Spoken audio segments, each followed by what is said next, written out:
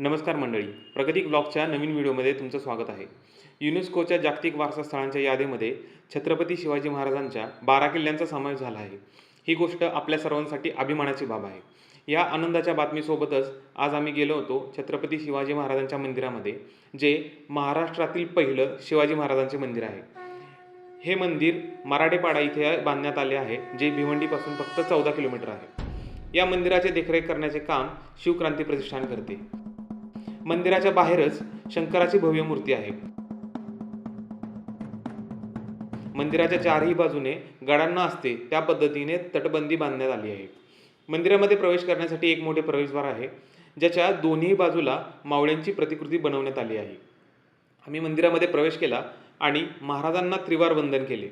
महाराजांच्या मूर्तीसोबतच इथे एका बाजूला माँसाहेब जिजाऊंची आणि एका बाजूला तुळजाभवानीची मूर्ती पण आहे. मंदिराच्या तटबंदीलगतच आतल्या बाजूने भिंतींवरती शिवाजी महाराजांच्या आयुष्यातील महत्त्वाचे प्रसंग दाखवले गेले आहेत. सोबतच वेगवेगळे शस्त्र, तलवारी, दांडपट्टे देखील ठेवले आहेत, जेणेकरून बघणाऱ्या लोकांना त्या शस्त्रांची ओळख व्हावी. मंदिराच्या बाजूचा परिसरही अतिशय निसर्गरम्य आहे. मंदिराच्या तटबंदीवरून फिरत असतानाच तिथे पाऊस पडत होता, ज्यामुळे वातावरण अधिकच मनमोहक वाटत होतं.